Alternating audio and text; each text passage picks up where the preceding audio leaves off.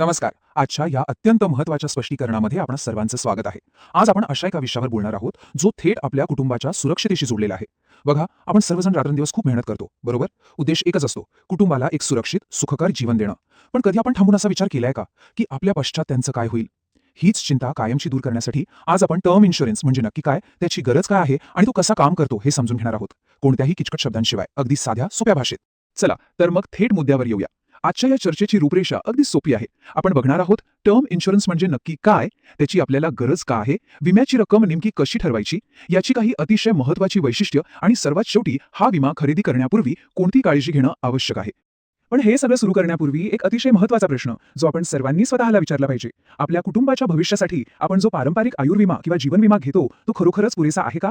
अनेकदा आपण विमा म्हणजे गुंतवणूक किंवा भविष्यात पैसे मिळवण्याचे एक साधन मानतो. पण जर उद्या काही अघटित घडलंच, तर तो मिळणारा परतावा कुटुंबाला खरोखरच तारू शकेल का? आज आपल्याला हाच विचार थोडासा बदलायचा आहे. तर आपला पहिला आणि सर्वात मूलभूत मुद्दा, टर्म इन्शुरन्स म्हणजे नक्की काय? आता ह्या स्लाइडवर लक्ष द्या. इथे खूप मोठा आणि महत्त्वाचा फरक आहे. टर्म इन्शुरन्स आणि पारंपरिक आयुर्विमा यात जमीन आसमानाचा फरक आहे.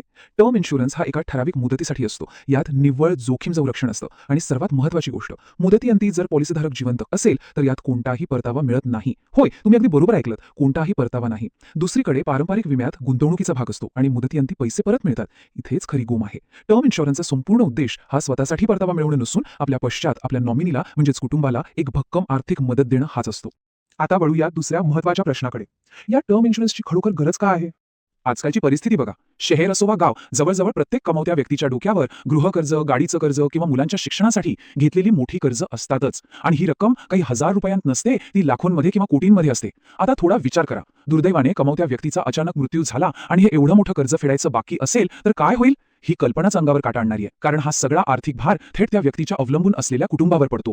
अगदी याच दुर्दैवी प्रसंगात कुटुंबाला रस्त्यावर येण्यापासून वाचवण्याचं आणि त्यांची आर्थिक घडी न बिस्कटू देण्याचं काम टर्म इन्शुरन्स करतो. या संदर्भात एक अतिशय रंजक आणि डोळे उघडणारी गोष्ट लक्षात घेण्यासारखी आहे. विमा तज्ज्ञ मिलिंद बने यांचा हा विचार बघा.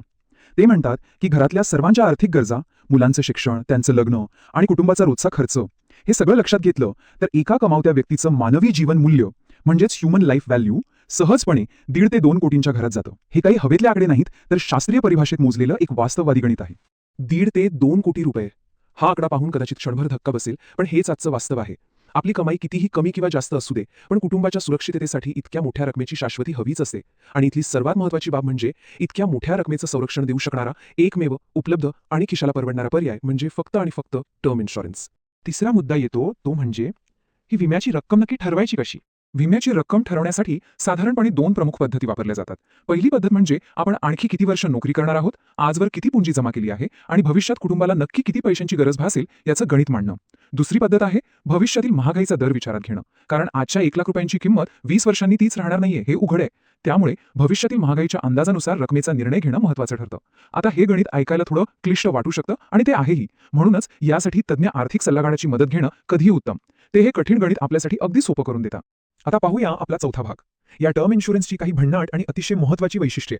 या विम्याची खरी ताकद त्याच्या वैशिष्ट्यांमध्येच दडलेली आहे.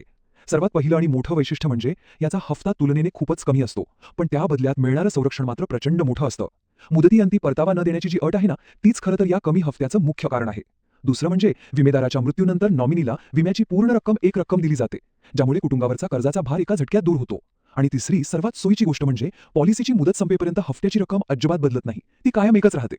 या व्यतिरिक्त इन्शुरन्सच्या जगात एक शब्द वारंवार ऐकायला मिळतो, तो म्हणजे रायडर बेनिफिट. आता हे काय प्रकरण आहे? तर मूळ टर्म प्लॅनमध्ये अगदी थोडासा जास्तीचा हप्ता भरून आपण काही अतिरिक्त फायदे जोडून घेऊ शकतो. उदाहरणार्थ काही गंभीर आजारांविरुद्ध संरक्षण देणारा हेल्थ रायडर किंवा अपघाती मृत्यू झाल्यास जास्तीची रक्कम देणारा रायडर. हे फायदे कोणत्या कंपनीकडून पॉलिसी घेतली जाते त्यावर अवलंबून असतात. थोडक्यात सांगायचं तर आपल्या गरजेनुसार पॉलिसी कस्टमाइज करण्याचा हा एक अतिशय उत्तम पर्याय आहे. पण इथे एक गोष्ट अगदी स्पष्ट असली पाहिजे. टर्म इन्शुरन्स हे काही पैसे वाढवण्याचं किंवा गुंतवणुकीचं साधन अजिबात नाही. यात आपण गुंतवलेल्या पैशांची वाढ होत नाही आणि या पॉलिसीवर बँकेकडून कोणतंही कर्जही काढता येत नाही. हा निव्वळ एक संरक्षक ढाल आहे. यावरून आपला दृष्टिकोन अगदी क्लिअर असला पाहिजे. संपत्ती निर्माण करण्यासाठी इतर अनेक मार्ग आहेत, पण कुटुंबाला मोठ्या आर्थिक खड्ड्यातून वाचवण्यासाठी टर्म इन्शुरन्स हेच एकमेव आणि प्रभावी हत्यार आहे. आता शेवटचा आणि सर्वात महत्त्वाचा टप्पा. टर्म इन्शुरन्स खरेदी करण्यापूर्वी कोणती काळजी घेणं आवश्यक आहे? इथले नियम अतिशय कडक आहेत आणि ते पाळणं बंधनकारक आहे. पहिली गोष्ट, एक जरी हप्ता भरायचा चुकला तर पॉलिसी थेट रद्द होण्याची शक्यता असते. त्यामुळे हप्ता वेळेवर आणि नियमित भरणं खूपच महत्त्वाचं आहे. दुसरी अत्यंत संवेदनशील गोष्ट म्हणजे फॉर्म भरताना स्वतःविषयी 100% खरी माहिती देणं. जर तंबाखू खाण्याची किंवा सिगरेट ओढण्याची सवय असेल तर ती अजिबात लपवू नका. ती स्पष्टपणे नमूद करा. सवय लपवून कदाचित आज थोडे पैसे वाचवता येतील, पण भविष्यात जर ही गोष्ट कंपनीला समजली तर कुटुंबाला विम्याचे पैसे मिळताना मोठा अडथळा येऊ शकतो किंवा क्लेम पूर्णपणे नाकारलाही जाऊ शकतो. आणि तिसरी गोष्ट, फक्त ऑनलाईन स्वस्त मिळतोय म्हणून डोळे झाकून खरेदी करण्यापेक्षा त्यातल्या सर्व अटी आणि शर्ती आधी नीट समजून घेणं अत्यंत गरजेचं आहे.